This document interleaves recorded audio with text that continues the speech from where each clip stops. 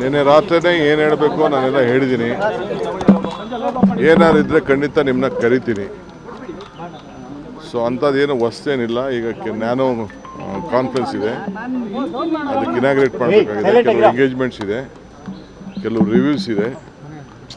ಎಲ್ಲ ಮಂತ್ರಿಗಳಿಗೆ ನಾನು ಕೂಡಲೇ ನಾಳೆಯಿಂದನೇ ಎಲ್ಲ ಬರ ಪರಿಹಾರಕ್ಕೆ, ಬರ, ಅತಿವೃಷ್ಟಿ, ಅನಾವೃಷ್ಟಿ ಇವಕ್ಕೆಲ್ಲ ಭೇಟಿ ಮಾಡಬೇಕು ಅಂತ ಹೇಳಿದ್ದೀನಿ. ಟೈಮ್ ವೇಸ್ಟ್ ಮಾಡಿಬಿಡಿ ಅಂತ. ಸೊ ನಾಳೆಯಿಂದನೇ ಎಲ್ಲ ಜಿಲ್ಲೆಗಳಿಗೆ ಹೋಗಬೇಕು ಅಂತ, ಎಲ್ಲ ಆಫೀಸರ್ಸ್ಗೂ ಎಲ್ಲ ಸೈಟ್ ವಿಸಿಟ್ಗೆ ಏರ್ಪಾಡು ಮಾಡಬೇಕು ಅಂತ ಇನ್ಸ್ಟ್ರಕ್ಷನ್ ಕೊಟ್ಟಿದ್ದೀನಿ. ಸೊ ಆ ಕೆಲಸದಲ್ಲಿ ಎಲ್ಲರೂ ಕೂಡ ತೊಡಗ್ತಾರೆ, ಎಲ್ಲ ಜಿಲ್ಲೆಗೆ ಹೋಗಬೇಕು.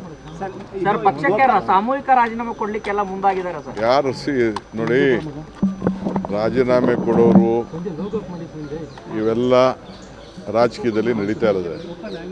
ರಾಜೀನಾಮೆ ಕೊಡೋರ ಬಗ್ಗೆ ಯಾರು ತಡೆಯೋಕ್ಕಾಗಲ್ಲ. ಪಾರ್ಟಿ ಬೇಕು, ಅವ್ರಿಗೂ ಭವಿಷ್ಯ ಬೇಕು ಅಂತಂದರೆ ಪಕ್ಷ ಇದ್ದರೆ ಇದು. ನನಗೆ ರಾಜೀನಾಮೆ ಕೊಡ್ಬೋದಾಯ್ತಲ್ಲ. ನಾನು ಧರಮ್ ಸಿಂಗ್ ಕಾಲದಲ್ಲಿ, ಬೇರೆ ಕಾಲ ಸಿದ್ದರಾಮಯ್ಯವ್ರ ಕಾಲದಲ್ಲಿ ಎಲ್ಲ ನನ್ನ ಮಂತ್ರಿಗೆ ತಪ್ಪಿಸ್ತಾರಾದಾಗ ನಾನು ಪರಮೇಶ್ವರ್ ಇಬ್ಬರು ತಾಳ್ಮೆಯಿಂದ ಇರಲಿಲ್ವಾ?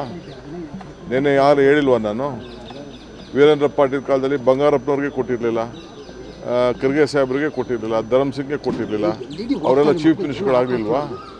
ಇವೆಲ್ಲ ಪೇಷನ್ಸಿಂದ ಈ ಸಂದರ್ಭದಲ್ಲಿ ಇರಬೇಕಾಗ್ತದೆ. Party is very much important. ಯಾರು ರೆಸಿಗ್ನೇಷನ್ ಕೊಟ್ಟರೆ within few minutes I am going to accept. ನಾನು ಈಗಾಗಲೇ ಎಲ್ಲ ನಮ್ಮ ಬೋರ್ಡು ಕಾರ್ಪೊರೇಷನ್ನು ರಿವ್ಯಾಂಪ್ ಮಾಡ್ತಾಯಿದ್ದೀನಿ. ಎಲ್ಲ ನಮ್ಮ ಆಗಲೇ ಟೈಮ್ ಆಯಿತು. ಎಲ್ಲರಿಗೂ 2 ವರ್ಷ ಅಂತ ಮುಂಚಿತವಾಗಿ ನಾವು ಹೇಳಿದ್ದು, ಮಂತ್ರಿಗಳಿಗೂ ಹೇಳಿದ್ದು ಅದನ್ನು ನಾವು ಮುಂಚಿತವಾಗಿ 2 ವರ್ಷ. ಈಗ ಎಲ್ಲರೂ ಕೂಡ ನಾನು ರೆಸಿಗ್ನೇಷನ್ ಸಬ್ಮಿಟ್ ಮಾಡಿ ಅಂತ ಅಂದ್ಬಿಟ್ಟು ಬೋರ್ಡು ಕಾರ್ಪೊರೇಷನ್ಗೆ ಫಸ್ಟು ನಮ್ಮ ವರ್ಕರ್ಸ್ಗೆ ಹೇಳ್ತೀನಿ.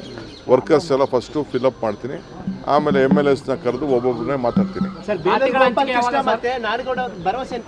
ನಿನ್ನೆ ರಾತ್ರಿನೇ ಏನು ಹೇಳಬೇಕು ನಾನೆಲ್ಲ ಹೇಳಿದ್ದೀನಿ. ಏನಾದ್ರು ಇದ್ದರೆ ಖಂಡಿತ ನಿಮ್ಮನ್ನ ಕರಿತೀನಿ.